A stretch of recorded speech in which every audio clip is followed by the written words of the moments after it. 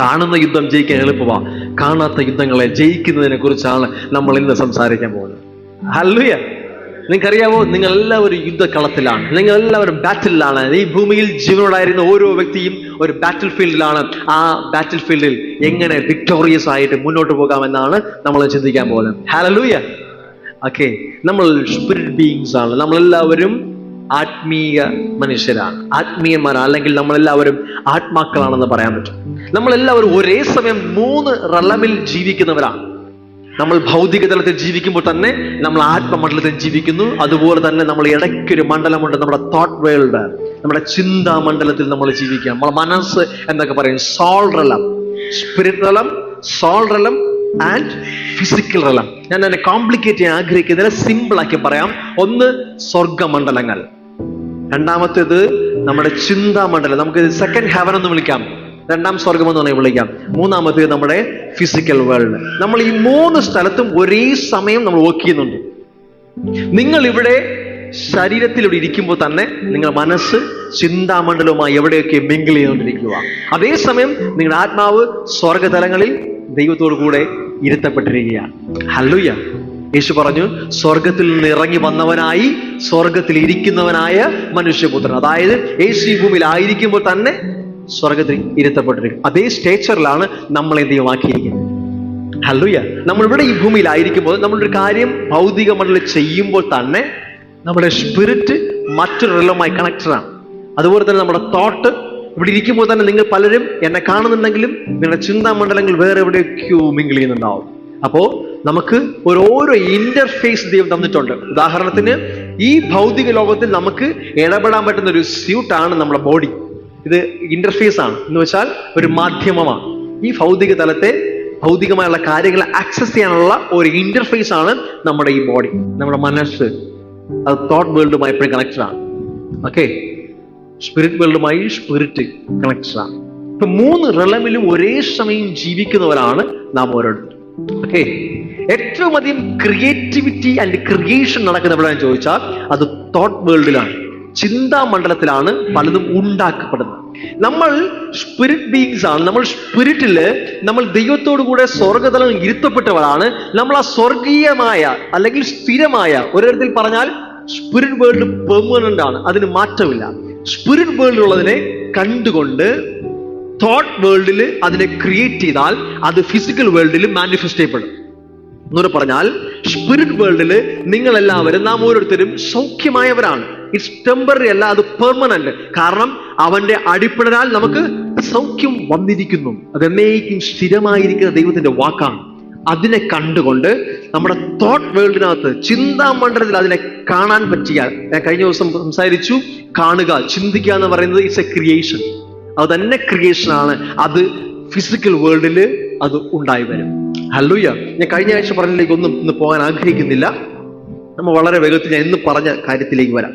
Okay, നമ്മൾ ഒരേ സമയം ഞാൻ പറഞ്ഞു 3 റലമിലും വർക്ക് ചെയ്യുന്നവരാണ്, 3ലും ഉണ്ട്. നമുക്കറിയാം, ഈ ഭൗതിക ലോകത്തിൽ നമ്മൾ കാണുന്ന ഈ ഭൂമി, സകല ചരാചരങ്ങൾ, സൂര്യൻ, ചന്ദ്രൻ, അനേകായിരങ്ങൾ, ആയിരക്കണക്കിന് അല്ലെങ്കിൽ ബില്യൺസ് കണക്കിന്, ട്രില്യൺസ് കണക്കിനുള്ള നക്ഷത്രങ്ങൾ, ഇവയെക്കാളുമൊക്കെ വലുതാണ് നമ്മുടെ തോട്ട് വേൾഡ്, ചിന്താമണ്ഡലം.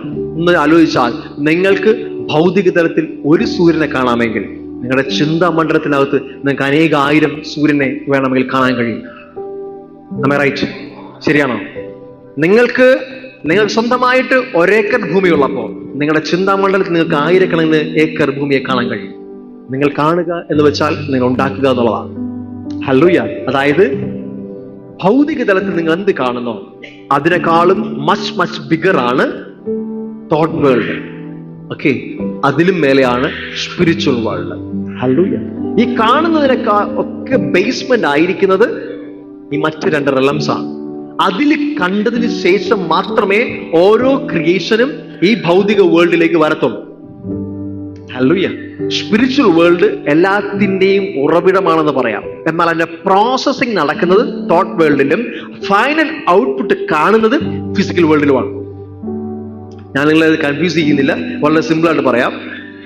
ഞാൻ ഇന്ന് ഇൻവിസിബിൾ ആയിട്ടുള്ള ബാറ്റിൽസിനെ, യുദ്ധങ്ങളെ കാണാൻ കഴിയാത്ത അദൃശ്യമായ യുദ്ധങ്ങളെ എങ്ങനെ ജയിക്കാം എന്നുള്ളതിനെ കുറിച്ചാണ് ഞാൻ പറയുന്നത്. ഞാൻ അതിൻ്റെ ഒരു ബേസ്മെന്റ് മാത്രം നിങ്ങൾക്ക് തരികയാണ്. ഓക്കെ, നമുക്കറിയാം 2 കൊരിന്ത്യർ 2-ാം അധ്യായം അതിന്റെ 11-ാമത്തെ വാക്യം ഇങ്ങനെ വായിക്കുന്നു: സാത്താൻ നമ്മെ വഞ്ചിക്കാൻ അവസരം നൽകരുത്, നാം അവന്റെ കുതന്ത്രങ്ങളെ, അവന്റെ തന്ത്രങ്ങളെ അറിയാത്തവർ അല്ലല്ലോ. Keep Satan from taking advantages of നിങ്ങളെ അല്ലെങ്കിൽ നമ്മളെ സാത്താൻ മുതലെടുക്കാൻ അനുവദിക്കരുത്. അതാണ് ഒറിജിനൽ കറക്റ്റ് വേർഡ്, മുതലെടുക്കാൻ അനുവദിക്കരുത്. നമ്മൾ അവന്റെ തന്ത്രങ്ങളെ കുറിച്ച് അറിയാത്തവരല്ലോ എന്ന് വെച്ചാൽ, നമ്മൾ അവന്റെ തന്ത്രങ്ങളെ കുറിച്ച് അറിയാത്തവരാണെങ്കിൽ, നമ്മൾ ഇഗ്നോറന്റ് ആണെങ്കിൽ, നമ്മൾ അവൻ എന്ത് ചെയ്യും? മുതലെടുക്കും. നമ്മളെ മേൽ അവനൊരു ആധിപത്യം കാണിക്കും, നമ്മളെ മേലൊരു അഡ്വാൻറ്റേജ് ഉണ്ടാകും. ഓക്കെ, സോ അതുകൊണ്ട് ഇന്ന് നിങ്ങൾക്ക് ഞാൻ നൽകുന്നത് അവന്റെ തന്ത്രങ്ങളെ കുറിച്ചുള്ള അറിവാണ്. കാരണം അതിനെക്കുറിച്ച് വ്യക്തമായ ഒരു അറിവുണ്ടായാൽ മാത്രമേ നമ്മുടെ ശത്രു ആരാണെന്നും ശത്രു നമ്മുടെ ലൈഫിൽ എങ്ങനെയാണ് പ്രവർത്തിക്കുന്നതും അറിഞ്ഞാൽ മാത്രമേ നമുക്കതിനെ റെസിസ്റ്റ് ചെയ്യാനും അതിനെ ഓവർകം ചെയ്യാൻ കഴിയത്തുള്ളൂ. ശരിയല്ലേ? അപ്പൊ നമുക്ക് നമ്മുടെ ശത്രു ആരാന്ന് കൃത്യമായി ഐഡന്റിഫൈ ചെയ്യണം. നമുക്ക് ഈ ലോകത്തിൽ ആരും നമ്മളെ ശത്രുക്കളല്ല. ഹല്ലേലൂയ, നമുക്ക് എല്ലാവരും സഹോദരങ്ങളാണ്. സോ നമുക്ക് അവരാരും ശത്രുക്കളല്ല. നമ്മുടെ ശത്രു ആരാണെന്ന് നമ്മൾ വ്യക്തമായി മനസ്സിലാക്കുകയും അതോടൊപ്പം തന്നെ അവന്റെ തന്ത്രങ്ങളെ കുറിച്ച് വളരെ വ്യക്തമായി നമ്മൾ അറിയേണ്ടതുണ്ട്. എന്തുകൊണ്ട്? നമ്മളെ അവൻ മുതലെടുക്കാതിരിക്കണമെങ്കിൽ. നമ്മൾ അവന്റെ സ്കീംസ്, എന്റെ ഇംഗ്ലീഷ് വേർഷൻ പറഞ്ഞിരിക്കുന്നത് അവന്റെ തന്ത്രങ്ങളെ കുറിച്ച് പറയുന്നത് സ്കീംസ് എന്നാണ്. അത് മനോഹരമാണ് ആ വാക്ക്, സ്കീംസ്. സാധാരണ ചില കമ്പനിയുടെ പ്രൊഡക്ട്സ് കൊണ്ടും പറയും ഒരു സ്കീം ഉണ്ടെന്ന് പറയും. സ്കീം, ശരിയല്ലേ? എന്താ സ്കീം? എന്താ? സ്കീംസ് എപ്പോഴും നല്ല മനോഹരമായിരിക്കും. സ്കീംസ് എപ്പോഴും അട്രാക്റ്റീവ് ആയിരിക്കും. നമ്മൾ അട്രാക്ട് ചെയ്യുന്ന, നമ്മൾ വീഴ്ത്തുന്നതായിരിക്കും സ്കീംസ്. ശത്രുവിൻ്റെതും സാത്താനുള്ളതും സ്കീംസ് ആണ്. അവന്റെ സ്കീംസ് നമ്മൾ അറിയണം. ഇല്ലെങ്കിൽ പലപ്പോഴും നമ്മൾ വീണു പോകാൻ സാധ്യതയുണ്ട്. അപ്പൊ നിങ്ങൾക്ക് ഇന്ന് ഞാൻ ചില അവന്റെ സ്കീംസിനെ പരിചയപ്പെടുത്താൻ പോവുകയാണ്. അവന്റെ സ്വഭാവത്തെയും അവൻ എങ്ങനെ വർക്ക് ചെയ്യുന്നതിനെ കുറിച്ചുമാണ് നമ്മൾ ചിന്തിക്കാൻ പോകുന്നത്. ഹല്ലേലൂയ. നമുക്കറിയാം സാത്താന്റെ പ്രധാന ഗുണങ്ങൾ ഒന്നാണ് അവൻ അതിക്രമിച്ചു കയറുന്നവനാണ്. He's an encroacher. എൻക്രോച്ച് ചെയ്യാന്ന് വെച്ച് കഴിഞ്ഞാൽ അവൻ്റെതല്ലാത്ത സ്ഥലത്ത് അവനുണ്ടാവും. രണ്ടാമത്തെ അവന്റെ ഏറ്റവും വലിയ പ്രത്യേകത എന്ന് പറയുന്നത് അവൻ കുറ്റം പറയുന്നവനാണ്, അക്യൂസ് ചെയ്യുന്നവനാണ്. ഇല്ലാത്തത് പറഞ്ഞുണ്ടാക്കി നമ്മളെ വേദനിപ്പിക്കുകയും നമ്മളെ ഡിപ്രഷനിലേക്ക് കൊണ്ടുപോവുകയും ചെയ്യുന്ന ഒരാളാണ് സാത്താൻ. ഇന്ന് പിന്നെ മറ്റൊന്ന് പറഞ്ഞാൽ അവൻ മോഷ്ടിക്കുന്നവനാണ്. അവൻ നമ്മിൽ നിന്നുള്ള നന്മകളെ കവർന്നെടുക്കുന്നവനാണ്. സന്തോഷമായിക്കോട്ടെ, സമാധാനമായിക്കോട്ടെ, ആരോഗ്യമായിക്കോട്ടെ, ഇതിനെ കവർന്നെടുക്കുന്നവനാണ് പിശാച്. ഓക്കെ, എല്ലാത്തെ കുറിച്ച് ചിന്തിക്കാൻ സമയം കിട്ടത്തില്ല. ഞാൻ ആദ്യം പറഞ്ഞു ഹീസ് ആൻ എൻക്രോച്ചർ. അവൻ കടന്നു കയറുന്നവനാണ്. നമുക്കറിയാം ഏഡൻ ഗാർഡൻ, ദൈവം ആദിയിൽ ആദമിനെ ഹവ്വായെയും ഏദനിൽ ഒരു തോട്ടമുണ്ടാക്കി അതിലാക്കി വെച്ചു. ഓക്കെ, നമുക്കറിയാം ഭൂമിയെ മനുഷ്യന് ദൈവം കൊടുത്തു. നമുക്കറിയാം അവിടെയും സാത്താനുണ്ട്. അവന്റെ സ്ഥലമല്ലാതെ അവൻ അവിടെ കടന്നു കയറിയതാണ്. ഹി എൻക്രോച്ച്ഡ്. അവന് അർഹതയില്ലാത്ത സ്ഥലത്ത് അവൻ കടന്നു കയറുന്നവനാണ്, നുഴഞ്ഞു കയറുന്നവനാണ്. യോബിന്റെ പുസ്തകം വായിക്കാൻ നമുക്ക് അറിയാൻ പറ്റും. ദൈവത്തിന്റെ മക്കൾ അവിടെ ദൈവത്തിന്റെ സന്നിധിയിലേക്ക് പോകുമ്പോൾ അവിടെയും നുഴഞ്ഞു കയറി അവൻ പോകുന്നുണ്ട്. സഹോദരനെ കുറിച്ച് അപവാദം പറയാൻ, കുറ്റപ്പെടുത്താൻ അവൻ അവിടെയും വെളിച്ചത്തൂവിന്റെ വേഷം എടുത്ത് അവിടെ പോകുന്നുണ്ട്. എന്ന് വെച്ചാൽ അവന്റെ ഒരു സ്വഭാവം എന്ന് പറയുന്നത് തന്നെ പലയിടത്തും വലിഞ്ഞു കയറി ചെല്ലുക എന്നുള്ളത് ഒരു ക്യാരക്ടറാണ്. ഓക്കെ, നമ്മൾ ആരും വിളിച്ചിട്ടല്ല നമ്മുടെ ലൈഫിലേക്ക് അവൻ വരുന്നത്. അവനൊരു സ്പേസ് കിട്ടിയാൽ അവൻ നുഴഞ്ഞു കയറും. ഓക്കെ, അപ്പൊ സാത്താന്റെ പ്രധാന സ്വഭാവം എന്ന് പറയുന്നത് അവൻ എൻക്രോച്ച് ചെയ്യുന്നവനാണ്. അപ്പോ ഞാൻ നേരത്തെ പറഞ്ഞു നമ്മളെല്ലാവരും ഒരു യുദ്ധത്തിലാണ്. യുദ്ധം എന്ന് പറയുമ്പോൾ പേടിക്കാനില്ല. ഈ യുദ്ധം ഓൾറെഡി കഴിഞ്ഞതാണ്. യുദ്ധം നമുക്ക് വിജയിച്ചതുമാണ്. വിക്ടറി നമുക്കാണ്. ഓൾറെഡി തന്നെ ജയം നമുക്ക് ലഭിച്ചിട്ടുണ്ട്. ഒരു തരത്തിൽ പറഞ്ഞാൽ നമുക്കറിയാം ഒരു സൈന്യം, ഒരു രാജ്യം മറ്റൊരു രാജ്യത്തെ കീഴ്പ്പെടുത്തി വെച്ചിരിക്കാൻ വിചാരിക്കുക. ഓക്കെ, നമ്മൾ ആ രാജ്യത്തിന്റെ കീഴിൽ നിന്നും സ്വാതന്ത്ര്യം പ്രാപിക്കുക എന്ന് വെച്ചാൽ അതിന്റെ ഹെഡ് ക്വാർട്ടർ തകർക്കുക എന്നുള്ളത്, അതിന്റെ ആധിപത്യം തകർക്കുക. പക്ഷെ എങ്കിലും സ്റ്റിൽ ചില ബാരക്കുകൾ ഉണ്ടാവും. ചില പോയിന്റുകളിൽ ചില സൈന്യം ഇപ്പോഴും വിട്ടുപോകാനുണ്ടാവും. നമുക്കും അത്ര മാത്രമേ ചെയ്യാനുള്ളൂ. യേശു കർത്താവ് നമ്മുടെ ബിഹാഫിൽ നമുക്ക് വേണ്ടി ശത്രുവിന്റെ തലയെ തകർത്ത് അവനെ സർവായുധത്തെയും വൈപ്പിച്ച് അവനെ നിരായുധനാക്കി അവനെ പൂർണ്ണമായും പരസ്യ കാഴ്ചയാക്കി അവന്റെ ഹെഡ് ക്വാർട്ടറിനകത്ത് കയറി തന്നെ സകലതും പിടിച്ചു വാങ്ങി നശിപ്പിച്ചു കഴിഞ്ഞു. പക്ഷെ ഇന്നും അവന്റെ ചില സൈന്യം ഇന്നും ചില ആൾക്കാരെ പറ്റിച്ച് ഇങ്ങനെ നിങ്ങൾ ഇന്നും പൂർണ്ണമായും വിടുവിക്കപ്പെട്ടിട്ടില്ല എന്നുള്ള ചിന്തയിൽ ചിലരൊക്കെ ഇന്നും അടിമത്തിലാക്കി വച്ചിരിക്കുന്നു. നമുക്കൊരു ഡ്യൂട്ടി ഉണ്ട്. നാം അതിന്റെ മേൽ ആധിപത്യം ഉണ്ടാക്കി പൂർണ്ണമായും അവസാന ശത്രുവും കാൽക്കീഴിലാകുവോളം നമ്മൾ ഫൈറ്റ് ചെയ്യാനായിട്ട് ദൈവം നമുക്ക് അധികാരം നൽകിയിരിക്കുകയാണ്. സോ ഓൾറെഡി ജയിച്ച ഒരു യുദ്ധമാണ് നമ്മുടേത്. നമ്മൾ ഒരിക്കലും യുദ്ധം ജയിക്കുവാൻ ഫൈറ്റ് ചെയ്യുവല്ല, ജയിച്ച നമുക്ക് ലഭിച്ച വിജയത്തെ എസ്റ്റാബ്ലിഷ് ചെയ്യുന്നവരാണ്. ഹല്ലേലൂയ. നമ്മൾ അതിനെ എസ്റ്റാബ്ലിഷ് ചെയ്യാനായിട്ടാണ് നമ്മൾ ഈ ആയിരിക്കുന്നത്. ഞാൻ നേരത്തെ പറഞ്ഞു, സാത്താന്റെ ഏറ്റവും വലിയ പ്രധാന ഒരു ക്യാരക്ടറാണ് എൻക്രോച്ച് ചെയ്യുക, അവൻ കടന്നു കയറുക. നിങ്ങൾ പഴയ നിയമം വായിച്ചാൽ 1 സാമുവേൽ 17 അധ്യായം, 1 സാമുവേൽ 17 അധ്യായം അതിന്റെ ആദ്യത്തെ വാക്യം, 1 സാമുവേൽ 17 അധ്യായം 1 വാക്യം ഞാൻ വായിക്കുവാണ്, ശ്രദ്ധിച്ചു കേൾക്കണേ. അനന്തരം ഫെലിസ്ത്യർ സൈന്യങ്ങളെ യുദ്ധത്തിന് ഒന്നിച്ച് കൂട്ടി. ഈ സ്റ്റോറി നമുക്കറിയാം, ഞാൻ അതിലേക്കല്ല പോകുന്നത്. ഈ ഒരു സെന്റൻസ് മാത്രമേ വായിക്കുകയാണ്, ആദ്യത്തെ വാക്യം മാത്രം. അനന്തരം ഫെലിസ്ത്യർ സൈന്യങ്ങളെ യുദ്ധത്തിന് ഒന്നിച്ച് കൂട്ടി, അവർ, ശ്രദ്ധിച്ചു കേൾക്കണം, യഹൂദയ്ക്കുള്ള സോഖോവിൽ ഒരുമിച്ച് കൂടി അവിടെ പാളയമിറങ്ങി. ശ്രദ്ധിച്ചു കേട്ടല്ലോ, യഹൂദയ്ക്കുള്ള സോഖോവിൽ. സോഖോം that belonged to Judah. യഹൂദയ്ക്കുള്ള സോഖോവിലാണ് ഫെലിസ്ത്യർ പാളയമിറങ്ങിയത്. ശ്രദ്ധിച്ചേക്കേ, ഇവിടെ നോക്കിയേ. അതായത് ഈ യഹൂദ എന്ന് പറയുന്നത് ഫെലിസ്ത്യരുടെ സ്ഥലമല്ല. യഹൂദ ആരുടേതാ? ഇസ്രായേലിന്റെ സ്ഥലമാണ്. ആ ഫെലിസ്ത്യൻസ് പാളയമിറങ്ങിയത് എവിടെയാ? ഇസ്രായേലിന് അവകാശപ്പെട്ട, ഇസ്രായേലിന്റെ സ്വന്തം ദൈവത്തിന്റെ സ്വന്തം ജനമായ അവരുടെ സ്ഥലത്താണ് അവർ പാളയം അടിച്ചിരിക്കുന്നത്. ഒരു തരത്തിൽ പറഞ്ഞാൽ അവർ ഓൾറെഡി തന്നെ ഒരു ലാൻഡിൽ നിൽക്കുന്നത്. അവർ നിന്ന് എവിടെ നിന്നാണോ വെല്ലുവിളിക്കുന്നത് അത് അവരുടേതല്ല. അവർ അവിടെ കടന്നു കയറി അവിടെ നിന്ന് ഓൾറെഡി ആ ലാൻഡ് അവരുടേതെന്ന നിലയിലാണ് അടുത്തവർ വെല്ലുവിളിക്കുകയാണ്. അവർ പറയുകയാണ് ബാക്കിയുള്ളതെല്ലാം നമുക്കുള്ളതാണ്. ഇസ്രായേലിനെ മുഴുവൻ അവർ വെല്ലുവിളിക്കുകയാണ്. അവർ ഓൾറെഡി എവിടെ എത്തി? ഇസ്രായേലിന്റെ സ്ഥലത്ത് നിന്നാണ് ഇസ്രായേലിനോട് സംസാരിക്കുന്നത്. ഞാൻ പറഞ്ഞത് മനസ്സിലാവുന്നുണ്ടോ? ഒരു ഉദാഹരണം നമുക്ക് മനസ്സിലാവും. ഇന്നത്തെ നമുക്കൊരു ഒരു ചോദ്യം ചോദിക്കാം. നിങ്ങളുടെ ഭവനത്തില്, എല്ലാവരും ശ്രദ്ധിച്ചത്, നിങ്ങളുടെ ഭവനത്തില് നിങ്ങൾ ഇങ്ങനെ ഇരിക്കുകയാണ്, നിങ്ങൾ ബെഡ്റൂമിൽ ഇരിക്കുകയാണ്. നിങ്ങൾ ബെഡ്റൂമിൽ ഇരിക്കുമ്പോൾ നിങ്ങളുടെ ഭവനത്തിന്റെ ഫസ്റ്റ് ഡോർ തുറന്ന് നിങ്ങളുടെ ലിവിംഗ് റൂമിലേക്ക് ഒരാൾ കയറി വന്നിട്ട് പറയുകയാണ്, ബെഡ്റൂമിൽ നിന്ന് പുറത്തു പോകണം, ഇത് എന്റെ ഭവനമാണ്. ഓക്കെ, നിങ്ങളുടെ ഹാളിലേക്ക്, ലിവിംഗ് റൂമിലേക്ക് കയറി വന്നിട്ട് നിങ്ങളുടെ ബെഡ്റൂമിലേക്ക് നിങ്ങൾ പറയുകയാണ്, ഈ ബെഡ്റൂമൊക്കെ എന്റേതാണ്, നിങ്ങൾ പുറത്തു പോകണം. നിങ്ങൾ എന്തായിരിക്കും നിങ്ങൾ ചെയ്യുക? സോറി, അറിഞ്ഞില്ല, ഇപ്പൊ ഇറങ്ങിത്തരാം എന്നായിരിക്കും പറയുക? എന്തായിരിക്കും നിങ്ങൾ പറയുക? എന്താ പറയാ മോനെ? ഊരെന്ന് പറയൂ? എന്നായിരിക്കും മറുപടി പറയണ്ടേ? That's all. Simple.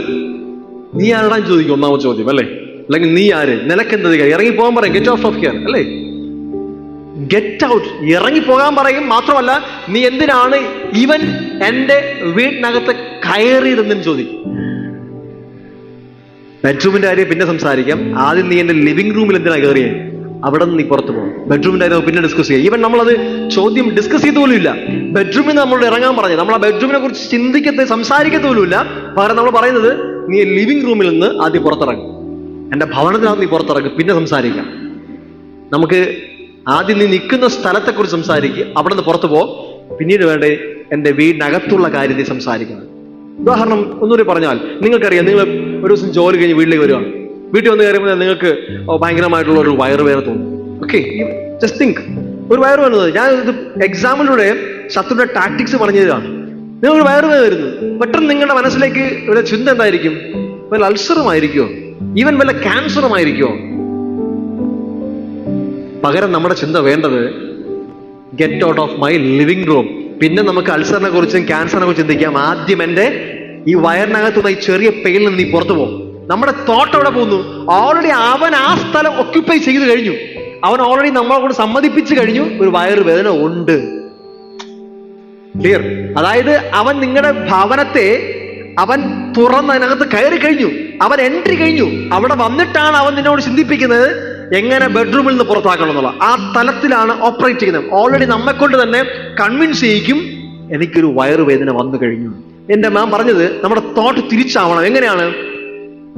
Who are you? നീ ആരാണ്? ഈവൻ എന്റെ വയറുവേദന തോന്നിക്കാൻ പോലും, എന്റെ ഈ ഭവനത്തിനകത്തേക്ക് ജസ്റ്റ് ഒരു സ്റ്റെപ്പ് വെക്കാൻ പോലും നിനക്ക് ആരാ അധികാരം തന്നെ? ഇവിടെ നിന്ന് ആദ്യം നീ ഇറങ്ങ്, പിന്നെ ബാക്കി ചിന്തിക്കുക. നമ്മളിതല്ല, നമ്മുടെ തോട്ട് വേൾഡ് വളരെ പവർഫുൾ ആണ്. നമ്മൾ അതിനകം ചിന്തിച്ച് അൾസർ ആണോ, ക്യാൻസർ ആണോ, അതാണോ, നമ്മൾ ഇങ്ങനെ ഗൂഗിൾ ചെയ്ത് ചിന്തിച്ചുകൊണ്ടിരിക്കും. ഒരു നടുവേദന തോന്നുന്നു. നമ്മൾ ആദ്യം ചിന്തിക്കുന്നത് നെക്സ്റ്റ് എന്നാണ്. നേരത്തെ പറഞ്ഞ പോലെ ഇസ്രായേൽ മക്കളെ അവരുടെ സ്ഥലത്ത് വന്ന് നിന്നിട്ടാണ് അവരോട് വെല്ലുവിളിക്കുന്നത്. നമ്മൾ ഒരു ഫുഡ് ഹോൾഡ് കൊടുത്താൽ, വചനം പറഞ്ഞാണ്, എഫേസ്യർ പറയുകയാണ്, സാത്താന് ഇടം കൊടുക്കരുത്. ഇംഗ്ലീഷ് വേർഷനിൽ ഈവൻ എ ഫുഡ് ഹോൾഡ്, അവനൊരു കാൽ ചവിട്ടാനുള്ള സ്പേസ് പോലും കൊടുക്കരുത്. ഹല്ലേലൂയ. നിങ്ങൾ നോക്കിക്കൊണ്ടിരിക്കുകയാണ്, അവൻ നിങ്ങളുടെ വീടിന്റെ ജനാല പൊളിച്ച് അകത്ത് വരുന്നു. നിങ്ങൾ ഒരു നിമിഷം അത് കണ്ടിൽ നടിച്ചാൽ നെക്സ്റ്റ് നിങ്ങൾ കാണുന്നത് അവൻ നിങ്ങളുടെ ഡൈനിങ് റൂമിൽ ഇരിക്കുന്നതായിരിക്കും. പിന്നെ നിങ്ങൾ കാണുന്നത് അവൻ നിങ്ങളുടെ ബെഡ്റൂമിലും ബാത്റൂമിലും ഇരിക്കുന്നതായിരിക്കും. സീരിയസ്ലി, നമ്മൾ കണ്ടില്ലെന്ന് അടിച്ചാൽ, നമ്മൾ മൈൻഡിലും തോന്നിയാൽ അവൻ അകത്തേക്ക് കയറിക്കൊണ്ടിരിക്കും. നിങ്ങൾക്ക് മനസ്സിലാവുന്നില്ല. നോർത്ത് ഇന്ത്യയിലൊക്കെ ആണെങ്കിൽ അവിടെ സാധാരണ പറഞ്ഞു കേൾക്കാറുണ്ട്, അവിടെ ഒരു സ്ഥലം തരിശായി കിടങ്ങിയായിരിക്കാം, നമുക്ക് ഒരു സ്ഥലമുണ്ടെന്ന് വിചാരിക്കാം. നിങ്ങൾ വൈകുന്നേരം ആ സ്ഥലം കാണാൻ പോകുമ്പോൾ 2-3 പേര് അവിടെ നിന്ന് സംസാരിച്ചുകൊണ്ടിരിക്കുന്നു സ്ഥലത്തിനകത്ത്. നിങ്ങൾ കരുതും വെറുതെ ഒന്ന് സംസാരിക്കുന്നതായിരിക്കും പറഞ്ഞ് നിങ്ങൾ മൈൻഡ് ചെയ്ത് അങ്ങ് പോയി കഴിഞ്ഞാൽ, പിറ്റേ ദിവസം പോകുമ്പോൾ ചിലപ്പോൾ 2 കല്ലും ഒരു പലകയും കാണും മുകളിൽ. അപ്പൊ നിങ്ങളായിരിക്കും, 2 കല്ലും ഒരു പലകയല്ലേ, കുഴപ്പമില്ല പോട്ടെ. 3-ാമത്തെ ദിവസം അതിനപ്പുറത്ത് കുറച്ച് പൊടി കാണും, കുറച്ച് മാവ് കാണും, ചിലപ്പോൾ കുറച്ച് പൂക്കൾ കാണും. അപ്പൊ നിങ്ങളായിരിക്കും, ഇതും വലിയ സാരിയൊന്നും ആക്കേണ്ടതെന്ന് വിചാരിക്കും. പക്ഷെ നിങ്ങൾ ഇതിനെ കണ്ടിന്യൂസ് കഴിഞ്ഞാൽ ഇഗ്നോർ ചെയ്യുമ്പോൾ ഒരു ദിവസം പോകുമ്പോൾ അതിന്റെ മുകളിൽ ഒരു ബോർഡും കാണും, പ്രാചീന ഡിൻ പേരുള്ള എന്തെങ്കിലും ഒരു സാധനവും കാണും. പിന്നെ നിങ്ങൾക്ക് തൊടാൻ പറ്റാത്ത അവസ്ഥയിലുള്ള അതൊരു ക്ഷേത്രമോ എന്തെങ്കിലും ആയിട്ടൊക്കെ മാറും, അത് അതിന്റെ വകയായിട്ട് മാറും. ഞാൻ പറഞ്ഞ ഉദാഹരണം മനസ്സിലായി. നോർത്ത് ഇന്ത്യയിൽ സംഭവിക്കുന്ന കാര്യമാണ്. ഇതുപോലെ ശത്രു വരുന്നത് ചെറിയ ചെറിയ സ്റ്റെപ്പുകളാണ് എടുക്കുന്നത്. ശത്രു ആദ്യം നമുക്കൊരു ചെറിയൊരു വേദന തരും, ചെറിയൊരു ടെൻഷൻ തരും, ഇത് വളരെ നിസ്സാരമെന്ന് തോന്നും, പക്ഷെ ഇറ്റ്സ് വെരി കോംപ്ലിക്കേറ്റഡ്. ഇന്ന് നടക്കുന്ന ലോകത്തുള്ള 90% രോഗവും സൈക്കോസൊമാറ്റിക് എന്നാണ് പറയുന്നത്. വെച്ചാൽ നമ്മുടെ ഉള്ളിലേക്ക് ഓരോ തോട്ട്സിലൂടെ, ഡിപ്രഷനിലൂടെ, സ്ട്രെസ്സിലൂടെ കൊണ്ടുവരുന്ന രോഗങ്ങളാണ്. ഇതെങ്ങനെ ഓപ്പറേറ്റ് ചെയ്യുന്നത്? നിങ്ങളെ കൊണ്ട് തന്നെ അവൻ സമ്മതിപ്പിക്കും, നിങ്ങൾക്ക് ഇങ്ങനൊരു പ്രശ്നമുണ്ട്. ആദ്യം നമ്മൾ ആ പ്രശ്നത്തെ ഡീൽ ചെയ്യണം. ഫസ്റ്റ് സ്റ്റെപ്പിനെ തന്നെ സ്റ്റോപ്പ് ചെയ്യണം. നിങ്ങൾ വന്നിരിക്കുന്ന വയറുവേദന ഇറ്റ്സ് നോർമൽ, വയറുവേദന അല്ലേ, ഇത് വേറൊന്നും അല്ല എന്നല്ല, നീ തന്നെ എന്തിനാ വന്നേ ചോദ്യം ചോദിക്കണം. കാരണം it's a temple of the Holy Spirit. ഇത് പരിശുദ്ധാത്മാവിന്റെ മന്ദിരമാണ്. ഇതിനകത്ത് ആർക്കും വേറെ പ്രവേശനം ഇല്ല. ഹല്ലേലൂയ. ഞാൻ പലപ്പോഴും ചിന്തിച്ച കാര്യമാണ്. ഇന്ന് ഞാൻ ചിന്തിച്ചുകൊണ്ട് കർത്താവിനോട് പറഞ്ഞ, മോനെ, നമ്മൾ ഒരുപാട് ജോലി ടയർഡായി വരുമ്പോൾ നമ്മൾ സ്വാഭാവികം, ഞാൻ ഉൾപ്പെടെ ഞാനും പറയാറുണ്ട്, വന്നു കഴിഞ്ഞാൽ നമ്മൾ പറയും ഭയങ്കര നടുവേദനയാണ്, ഇന്ന് ഭയങ്കര ജോലിയായിരുന്നു, അധ്വാനമായിരുന്നു, അതുകൊണ്ടാണ് ഭയങ്കരമാണ്. സീരിയസ്ലി. പക്ഷെ എന്തുകൊണ്ട് നമ്മൾ തിരിച്ചിന്തിക്കുന്നില്ല? ഇത് ദൈവത്തിന്റെ ശരീരമാണെങ്കിൽ ഇതിനകത്ത് ഡിവൈൻ സ്ട്രെങ്ത് ഉണ്ട്. അങ്ങനെയാണെങ്കിൽ ഈ പെയിൻ ഉണ്ടാകാൻ പാടില്ല, ഇപ്പോൾ തന്നെ യേശുവിന്റെ നാമത്തിൽ ഈ പെയിൻ മാറട്ടെ എന്നൊരു തോട്ട് നിനക്ക് ഉണ്ടാക്കാമെങ്കിൽ it's complete gone. Hallelujah. Even ഒരു ചാൻസ് പോലും ശത്രുവിന് കൊടുക്കരുത്. അവനൊരു ഫുഡ് ഹോൾഡ് കൊടുത്താൽ അവൻ നിന്നെ ക്വസ്റ്റ്യൻ ചെയ്യും, അവൻ നിന്റെ സ്ഥലത്ത് നിന്ന് നിന്നെ ചലഞ്ച് ചെയ്യും. ഹല്ലേലൂയ. നമ്മൾ പലതിനെ നോർമൽ എന്ന് വിളിക്കും. It's not normal. നമ്മുടെ ശരീരത്തിൽ ഒരു ചെറിയ പെയിൻ ഉണ്ടെങ്കിലും അത് നോർമൽ അല്ല. ഹല്ലേലൂയ. ദൈവം നമ്മെ കുറിച്ച് ആഗ്രഹിക്കുന്ന കംപ്ലീറ്റ് ഹെൽത്ത് ആണ്. അതിനകത്ത് ശത്രുവിന്റെ യാതൊരു ഹോൾഡും കൊടുക്കരുത്. നമ്മൾ അതിനെ ക്വസ്റ്റ്യൻ ചെയ്യണം. ഫസ്റ്റ് എൻട്രിയിൽ ക്വസ്റ്റ്യൻ ചെയ്തില്ലെങ്കിൽ പിന്നെ അവനോട് ആ സ്ഥലം അവൻ്റെതായി മാറും. ഞാൻ ഒരു ഉദാഹരണം പറയാം. ബൈബിളിൽ നിന്ന് ഒരു വചനം എടുക്കാം. ഓക്കെ, 1 രാജാക്കന്മാർ 20-ാം അധ്യായം. ആ അധ്യായം നിങ്ങൾ നോട്ട് ചെയ്യുക, നിങ്ങൾ വീട്ടിൽ പോയി വായിക്കുക. ഞാൻ അതിന്റെ കോണ്ടെക്സ്റ്റ് മാത്രം പറഞ്ഞു പോവാം, നമുക്ക് ഇന്ന് ഡീറ്റെയിൽ എടുക്കാനുള്ള സമയമില്ല. 1 രാജാക്കന്മാർ 20-ാം അധ്യായം. എല്ലാവരും ശ്രദ്ധിച്ചേ, ഞാൻ അതിന്റെ കോണ്ടെക്സ്റ്റ് പറഞ്ഞു തരാം. അരാം രാജാവായ ബൻഹദദ് എന്ന് പറയുന്ന രാജാവ് ഇസ്രായേൽ രാജാവായ ആഹാബ് രാജാവിനെ വെല്ലുവിളിച്ചുകൊണ്ട് ഒരു സൈന്യാധിപനെ അയക്കും, ഒരു ദൂതനെ അയക്കും. ദൂതനെ അയച്ചിട്ട് ഇങ്ങനെ പറയും, അരാം രാജാവ് ഇസ്രായേൽ രാജാവ് അറിയാം, ഇസ്രായേൽ ദൈവത്തിന്റെ സ്വന്തം ജനമാണ്. ഇസ്രായേൽ രാജാവ് എന്ന് പറയുന്നത് ദൈവത്താൽ അനോയിന്റഡ് ആയിട്ടുള്ള രാജാവാണ്. സോ ആ ദൈവത്തിന്റെ അഭിഷിക്തനെ വെല്ലുവിളിച്ചുകൊണ്ട് അരാം രാജാവ് പറയുകയാണ്, നിന്റെ സമ്പത്ത്, നിന്റെ കൊട്ടാരത്തിലുള്ള സ്വർണം, വെള്ളി, നിന്റെ ഭാര്യമാർ, നിന്റെ മക്കൾ എല്ലാം എനിക്കുള്ളതാണ്. ശ്രദ്ധിച്ചു കേൾക്കണം. അരാം രാജാവ് പറയാണ്, ഇതെല്ലാം എനിക്കുള്ളതാണ്. അടുത്ത നിമിഷം അരാം രാജാവിന്റെ സൈന്യത്തെ കണ്ടിട്ടും അരാം രാജാവിന്റെ കപ്പാസിറ്റിയെ കുറിച്ച് കേട്ടിട്ടും ആഹാബ് രാജാവ് പേടിച്ചിട്ട് ആഹാബ് പറഞ്ഞു, യജമാനെ, എനിക്കുള്ളതെല്ലാം നിനക്കുള്ളതാണ്. ശ്രദ്ധിച്ചു കേൾക്കണം. ആദ്യം ചോദിച്ചെന്താണ്? സ്വർണം, വെള്ളി, ഭാര്യമാർ, മക്കൾ. വായിൽ നിന്ന് വീണതോ എനിക്കുള്ളതെല്ലാം എന്താ പറയാ, ഒരു വിനയത്തിന്റെ വാക്കിൽ നിന്ന് പറഞ്ഞു പോയതാണ്, എനിക്കുള്ളതെല്ലാം നിനക്കാണ്. നിങ്ങൾ വീട്ടിൽ പോയി ആ ഭാഗം വായിക്കണം, മനോഹരമാണ്. പറഞ്ഞു കഴിഞ്ഞു. അടുത്ത ദിവസം രാജാവ് വേറൊരു മെസ്സഞ്ചർ അയച്ചു. ഇന്നലെ അയച്ചതുപോലല്ല. ഇന്ന് വന്ന മെസ്സഞ്ചർ പറഞ്ഞു, ഇങ്ങനെയാണ്: നാളെ ഇതേ സമയം എന്റെ സേവകന്മാർ വരും. നിന്റെ കൊട്ടാരവും, നേരത്തെ കൊട്ടാരം മാത്രമായിരുന്നു, ഇന്ന് എന്റെ കൊട്ടാരവും നിന്റെ സേവകന്മാരുടെ ഭവനങ്ങളും അവർ റെയ്ഡ് ചെയ്തിട്ട് അവർക്ക് തോന്നുന്നതൊക്കെയും അവർ കൊണ്ടുപോകും എന്ന് പറഞ്ഞു. ഹല്ലേലൂയ. ഫസ്റ്റ് സ്റ്റെപ്പ് എന്തായിരുന്നു? നിനക്ക് എന്നൊക്കെ എനിക്ക് വേണം. അതിന് ഓക്കെ പറഞ്ഞു വിട്ടുകൊടുത്തപ്പോ അടുത്ത നിമിഷം പറയുകയാണ്, നിനക്കുള്ളതും നിനക്ക് വേണ്ടപ്പെട്ടവർക്കുള്ളതും എല്ലാം തോന്നുന്നൊക്കെയും ഞാൻ കൊള്ളയടിച്ചു കൊണ്ട് പോകാൻ പോവാണെന്ന് പറഞ്ഞു. സീരിയസ്ലി ഇത് കേട്ടപ്പോ ആഹാബ് രാജാവ് ഒന്ന് ചിന്തിക്കാൻ തുടങ്ങി. എന്താണ് ഇതിന്റെ പിന്നിൽ ചിന്തിച്ചപ്പോ ആഹാബ് രാജാവ് ഒരു എന്താ പറയാ, പ്രവാചകനെ കേൾക്കാൻ തയ്യാറായി, ദൈവശബ്ദം കേൾക്കാൻ തയ്യാറായി. പ്രവാചകൻ വന്ന് പറഞ്ഞു, ആഹാബേ, നിന്റെ കയ്യിൽ ദൈവം ഈ മഹാസൈന്യത്തെ ഏൽപ്പിക്കും. അടുത്ത ആഹാബിന്റെ വാക്ക് മനോഹരമാണ്. ആഹാബ് അരാം രാജാവിനോട് നേരത്തെ പറഞ്ഞ എന്താണ്? എനിക്കുള്ളതല്ല നിനക്കെന്നാണ്. എന്നാൽ അടുത്ത് പറഞ്ഞ വാക്കിങ്ങനെയാണ്: യുദ്ധം ചെയ്യാൻ പോകുന്നവൻ അത് കഴിഞ്ഞു വന്നവനെ പോലെ വമ്പ് പറയരുത് എന്ന് വെച്ചാൽ അധികാരത്തിന്റെ വാക്കാണ്, ഒരു ശക്തിയുടെ വാക്കാണ്. എന്ന് വെച്ചാൽ നീ വീമ്പ് പറയണ്ട, നിന്നെ കൊണ്ട് കഴിയത്തില്ല. ഞാൻ പറഞ്ഞത് മനസ്സിലാവുന്നുണ്ടോ? അതായത് രാം രാജാവ് പറഞ്ഞു, ഞാൻ നിന്റെ എല്ലാം നാളെ ഞാൻ അയക്കും ദൂതന്മാര് വന്ന്, ഞാൻ അയക്കുന്ന സൈന്യം വന്ന് അവർക്ക് ഇഷ്ടമുള്ളൊക്കെയും കൊള്ളയടിച്ചുകൊണ്ട് പോകും. നേരത്തെ ഓക്കെ പറഞ്ഞ ഇസ്രായേൽ രാജാവ് ഇപ്പം പറയുകയാണ്, നിന്നെ കൊണ്ട് കഴിയത്തില്ല, നിന്നെ കൊണ്ട് ചെയ്യാൻ കഴിയത്തില്ല. പ്രവാചകൻ വന്ന് പറഞ്ഞു, ദൈവം ഈ സൈന്യം നിന്റെ കയ്യിൽ ഏൽപ്പിക്കും. അടുത്ത ആഹാബ് രാജാവ് പ്രവാചകനോട് ചോദിച്ചു, ഇതെങ്ങനെ സംഭവിക്കും? ദൈവം പറഞ്ഞു സൈന്യത്തെ ഏൽപ്പിക്കും. രാജാവ് ചോദിച്ചത് എങ്ങനെ സംഭവിക്കും? അതിന് പ്രവാചകൻ പറയുകയാണ്, ദേശാധിപതികളുടെ ബാല്യക്കാരെ കൊണ്ട് ഇത് സാധ്യമാകും. അടുത്ത ചോദ്യം മനോഹരമാണ്: ആര് യുദ്ധം തുടങ്ങും? ആഹാബ് ഈ രാജാവ് ചോദിക്കുകയാണ്, ആര് യുദ്ധം തുടങ്ങണം? ആര് തുടങ്ങും? പ്രവാചകന്റെ മറുപടി, നീ തന്നെ തുടങ്ങണം. നീ യുദ്ധം തുടങ്ങണം. നിന്റെ ടെറിട്ടറിക്കകത്ത് ശത്രു കാൽ വെച്ചാൽ അവനെതിരെയുള്ള യുദ്ധം വേറെ ആരുമല്ല ചെയ്യേണ്ടത്, നീ തുടങ്ങണം. പക്ഷെ ദൈവം ബാല്യക്കാരയക്കും, അവൻ ദൂതന്മാരെ നിനക്ക് വേണ്ടി അയക്കും, അവർ അത് സാധ്യമാക്കും. നിനക്കെതിരെ ശത്രു എത്ര വലിയതായിക്കോട്ടെ, അവൻ നിന്റെ അടുത്ത് ഒരു ചെറിയ കാര്യം ചോദിക്കുമ്പോൾ നീ അത് യെസ് പറഞ്ഞാൽ നാളെ അവൻ നിന്റെ സകലതിനെയും മോഷ്ടിച്ചുകൊണ്ട് പോകും. ഹല്ലേലൂയ. ശത്രുവിന്റെ ടാക്ടിക്സ് എങ്ങനെയാണ്? ആദ്യം സ്വർണവും വെള്ളിയും ചോദിച്ചു, അടുത്ത് പറഞ്ഞു നിനക്ക് ഉള്ളതെല്ലാം സകലതും എനിക്ക് വേണം. ഇതാണ് ശത്രുവിന്റെ ഗ്രീഡ്, അവന്റെ ആർത്തി. സാത്താൻ വരുന്നത് മുടിപ്പാനും അറുപ്പാനും മോഷ്ടിപ്പാനുമാണ്.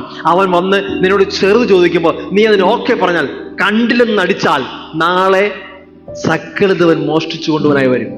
നിന്റെ ഒരു വാക്ക് നിന്നെ കൊണ്ട് കഴിയില്ല പിശാചേ, നിന്നെ കൊണ്ട് എന്റെ ജീവിതത്തിൽ നിന്ന് ഒന്നും കൊണ്ടുപോകാൻ കഴിയത്തില്ല. എങ്ങനെ തുടങ്ങണം? നമ്മൾ തുടങ്ങണം. മനോഹരമായ അധ്യായമാണ്. അതിൽ വീട്ടിൽ വായിക്കുക 1 രാജാക്കന്മാർ 20-ാം അധ്യായം.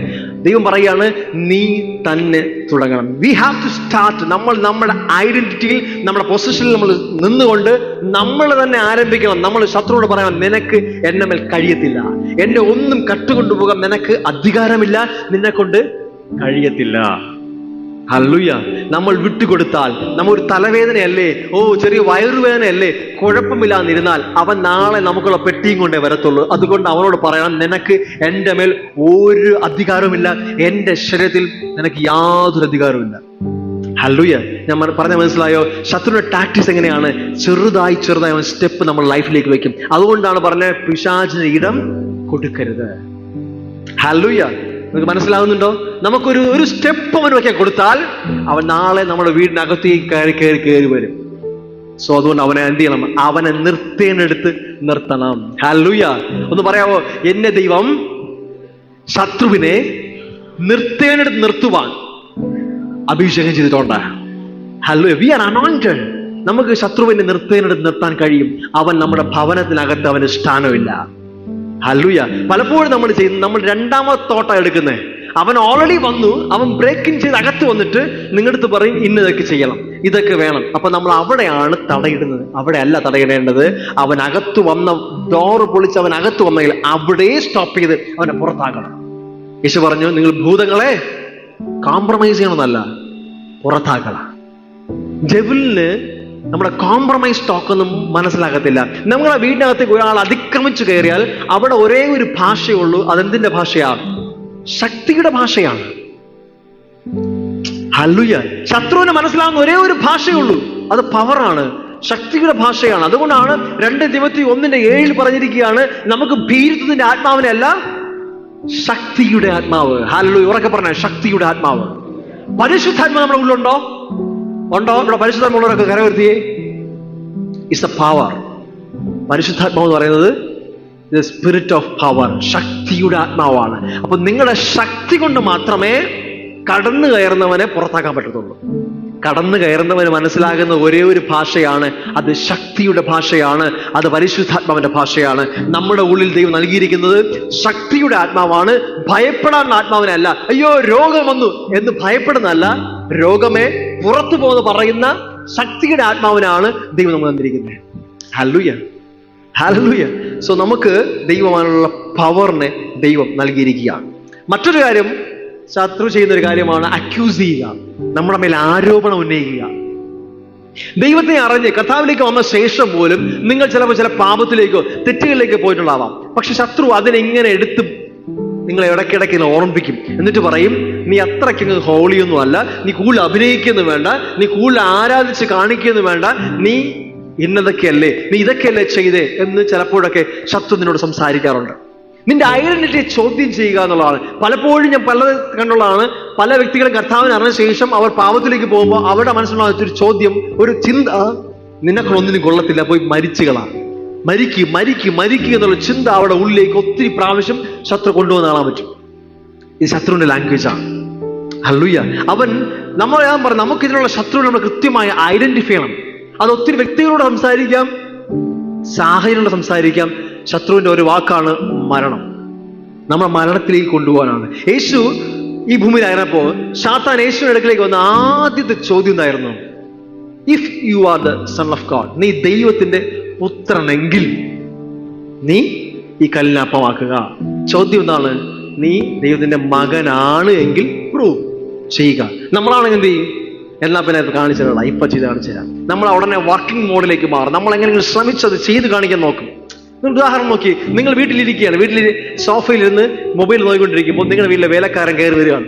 വേലക്കാരൻ കയറി വന്നിട്ട് പറയുകയാണ്, ആ മൊബൈൽ നോക്കിയൊക്കെ മതി, പോയി ഒരു ചായ ഇട്ടുകൊണ്ട് വാ എന്ന് പറഞ്ഞാൽ നിങ്ങൾ മൊബൈലൊക്കെ മാറ്റി വെച്ച് പോയി ചായ ഇടാൻ പോകും. സിമ്പിൾ. ഞാൻ പറയാൻ മനസ്സിലായില്ല. നിങ്ങൾ ഭവനത്തിൽ ഇരുന്ന് നിങ്ങൾ ചാരി ഇരുന്നത് ഈസി ആയിട്ട് മൊബൈലിൽ നോക്കിക്കൊണ്ടിരിക്കുമ്പോൾ നിങ്ങളുടെ വീട്ടിലെ സെർവന്റ് നിങ്ങളുടെ അടുത്ത് പറയാണ്, ആ മൊബൈൽ നോക്കിയൊക്കെ മതി, പോയി ചായ ഇട്ടുകൊണ്ട് പോകാന്ന് പറഞ്ഞാൽ നിങ്ങൾ എന്ത് പറയും?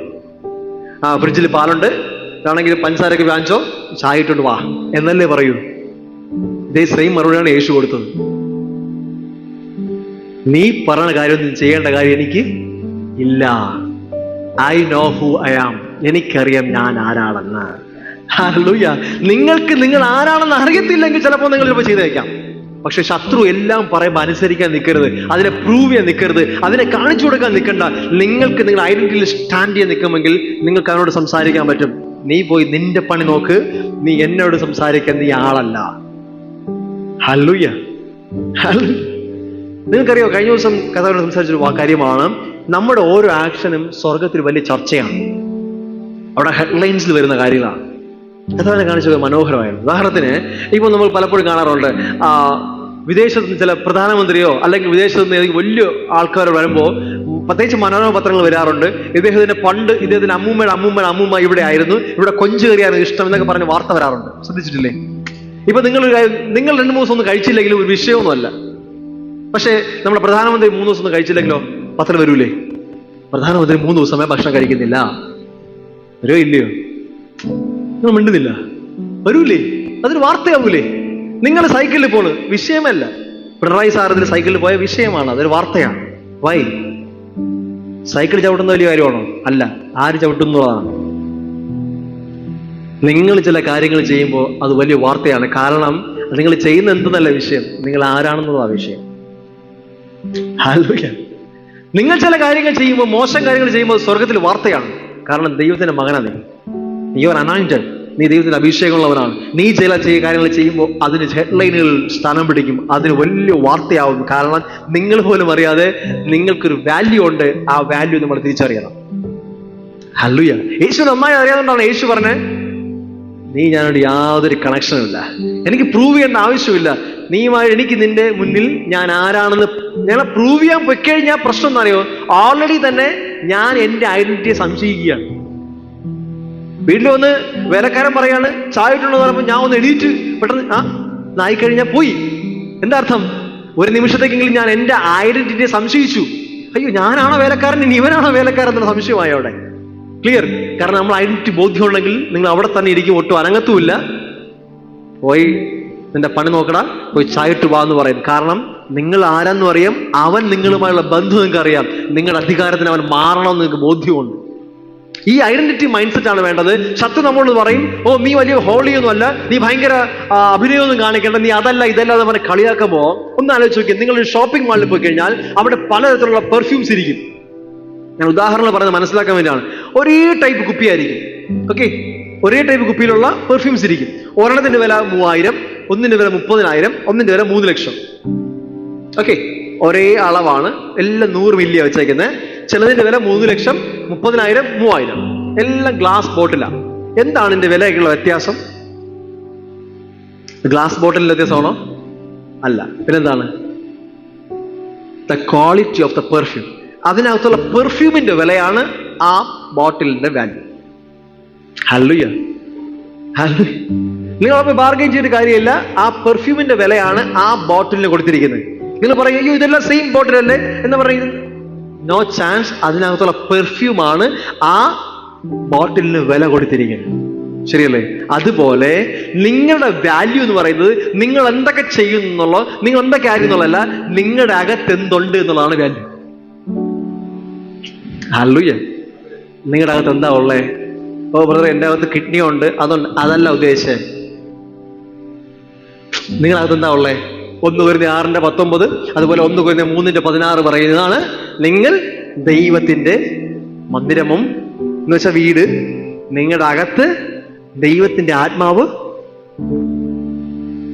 ഹലോ, നിങ്ങളുടെ അകത്ത് ദൈവത്തിന്റെ ആത്മാവ് വസിക്കും. നിങ്ങളാണ് ആ ഗ്ലാസ് ബോട്ടിൽ.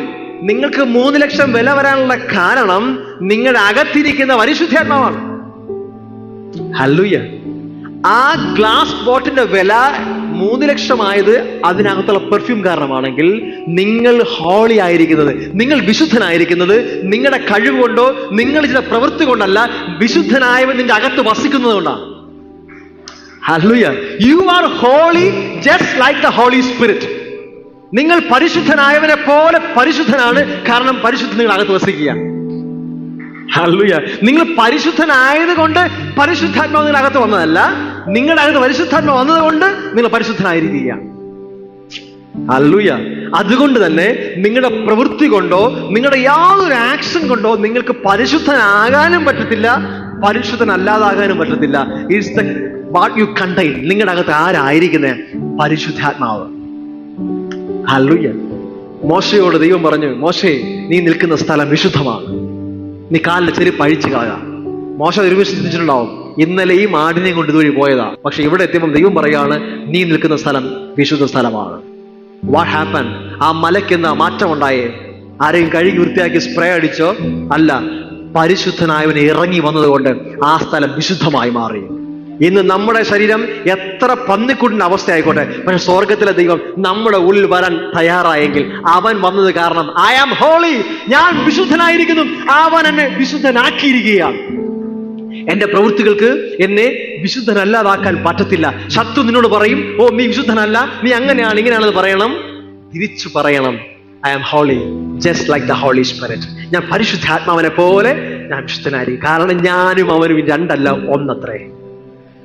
ഹല്ലേലൂയ. കൊരിന്ത്യർ ലേഖനം പറയുകയാണ്, നിങ്ങളുടെ ആത്മാവും ക്രിസ്തുവിന്റെ ആത്മാവും പരിശുദ്ധാത്മാവുമായി ഒന്നായിരിക്കുന്നു. രണ്ടായി കാണാൻ കഴിയത്തില്ല. ഹല്ലേലൂയ. ഒന്നായിരിക്കുകയാണ്. ഒരു ചായ ഇടുമ്പോ അതിനകത്ത് കോഫിയും പാലും ഒഴിച്ച് ഒന്നാക്കി കഴിഞ്ഞാൽ പിന്നെ വേർപിരിക്കാൻ പറ്റും എനിക്കറിയത്തില്ല. കഴിഞ്ഞാൽ പോലും ക്രിസ്തുവിനെ നിങ്ങളെ വേർപിരിക്കാൻ കഴിയത്തില്ല. ഉയരത്തിനോ ആഴത്തിനോ ഒന്നിനും വേർപിരിക്കാൻ കഴിയത്തില്ല. You are holy. ഹല്ലേലൂയ. ശത്രു നിങ്ങളുടെ ഐഡന്റിറ്റിയെ, നിങ്ങളുടെ വ്യക്തിത്വത്തെ, നിങ്ങൾ ആരാണെന്നുള്ളതിനെ ചോദ്യം ചെയ്യാൻ എപ്പോഴും വരും. നീ ഇന്നലെ അത് ചെയ്തില്ലേ, ഇത് പറഞ്ഞില്ലേ. എടാ, ഞാൻ എന്ത് പറഞ്ഞു എന്ത് ചെയ്യുന്നുള്ളതല്ല, ഞാൻ ആരായിരിക്കുന്നുള്ളത്. ഞാൻ അവനിൽ നിന്ന് ജനിച്ചത് കൊണ്ട് ഞാൻ അവന്റെ മകനായിരിക്കുന്നു. ഞാൻ ജസ്റ്റ് ലൈക്ക് ഹിം. സാധാരണ പറയില്ലേ, അപ്പൻ എങ്ങനെയോ അങ്ങനെ മക്കൾ. Like father like son. അപ്പൻ എങ്ങനെയാണോ അവന്റെ DNA എന്റെ അകത്താരും ഞാൻ അവനെ പോലെയാണ്. നിങ്ങളുടെ തോട്ടിനകത്ത്, നിങ്ങളുടെ ചിന്തയ്ക്കകത്ത് ഇത് കൊണ്ടുവരാമെങ്കിൽ നിങ്ങളുടെ ആക്ഷൻസ് മാറും. ഞാൻ എപ്പോഴും പറയും, നമ്മുടെ ആക്ഷൻസ് അല്ല നമ്മൾ ആരെ തീരുമാനിക്കുന്നത്, നമ്മൾ ആരെന്നുള്ളതാണ് നമ്മുടെ ആക്ഷൻസിനെ തീരുമാനിക്കുന്നത്. നിങ്ങളുടെ മനസ്സിനകത്ത്, നിങ്ങളുടെ തോട്ട് വേൾഡിനകത്ത്, ചിന്തയ്ക്കകത്ത് നിങ്ങൾ കൊണ്ടുവരികയാണ് എന്നെ കൊണ്ട് ഒന്നിനും കൊള്ളത്തില്ല, ഞാൻ ആർക്കും ഒന്നിനും വേണ്ടാത്തവനാണെങ്കിൽ നിങ്ങളുടെ ആക്ഷൻസിനകത്ത് അത് പ്രതിഫലിക്കും. നിങ്ങളുടെ തോട്ടിനകത്ത് ഞാൻ സ്വർഗത്തിലെ ദൈവത്തിന്റെ മകനാണ്, പരിശുദ്ധാത്മാവിന്റെ ഉള്ളിൽ വസിക്കുന്നുണ്ട്. നേരത്തെ പറഞ്ഞ പോലെ ചിന്ന മനുഷ്യന്റെ ഉള്ളിൽ വലിയ ദൈവം വന്നിരിക്കാൻ എന്നെ കൊണ്ട് സകലതും കഴിയുമെന്നാണ് നിന്റെ തോട്ടെങ്കിൽ നിന്റെ ആക്ഷൻസ് അതിനനുസരിച്ച് മാറും. ഹല്ലേലൂയ. വിശുദ്ധനായവൻ എൻ്റെ ഉള്ളിൽ വസിക്കുമ്പോൾ ഞാൻ പോലും അറിയാതെ എൻ്റെ കാലിലെ ചെരുപ്പുകളെ ഞാൻ അഴിച്ചു കളയും, വേണ്ടാത്തതിനൊക്കെ ഞാൻ ഒഴിവാക്കും. കാരണം എനിക്കറിയാം ഞാൻ ഇന്ന് വിശുദ്ധനായിരിക്കുന്നത് എന്നെ ഒരുത്തൻ വിശുദ്ധനാക്കിയത് കൊണ്ടാണ്, വിശുദ്ധനായവൻ എൻ്റെ ഉള്ളിൽ വന്നത് കൊണ്ടാണെന്നുള്ള ബോധ്യം ഉണ്ടാവും. ഹല്ലേലൂയ. പിന്നെ ശത്രുവിനെ നിന്നെ അക്യൂസ് ചെയ്യുവാൻ, കുറ്റപ്പെടുത്താൻ അവിടെ യാതൊരു സ്കോപ്പും ഇല്ല. ഹല്ലേലൂയ. അപ്പൊ നിങ്ങളുടെ വാല്യൂ എന്ന് പറയുന്നത്, നിങ്ങളുടെ ഹോളിനെസിനെ, ആ വിശുദ്ധിയെ എപ്പോഴെങ്കിലും സാത്താൻ ചോദ്യം ചെയ്താൽ നിങ്ങളുടെ അകത്തുനിന്ന് ആ പെർഫ്യൂമിനെ പുറത്തെടുക്കണം. ഹല്ലേലൂയ. വചനം പറഞ്ഞതിനാണ് ഈ നിക്ഷേപം നമുക്ക് ഈ മൺപാത്രങ്ങളാണ് നൽകിയിരിക്കുന്നത്. The clay plot. ഈ പോട്ടിനകത്തേക്ക് സ്വർഗത്തിന്റെ വലിയ നിക്ഷേപം തന്നിരിക്കുകയാണ്. അതാണ് പരിശുദ്ധാത്മാവ്. We are the temple of God. നമ്മൾ ദൈവത്തിന്റെ മന്ദിരമാണ്. നമ്മൾ ശത്രുവോട് തിരിച്ചു പറയണം, എൻ്റെ ഉള്ളിൽ വിശുദ്ധൻ വസിക്കുകയാണ്. I am just like him. ഞാൻ അവനെ പോലെയാണ്.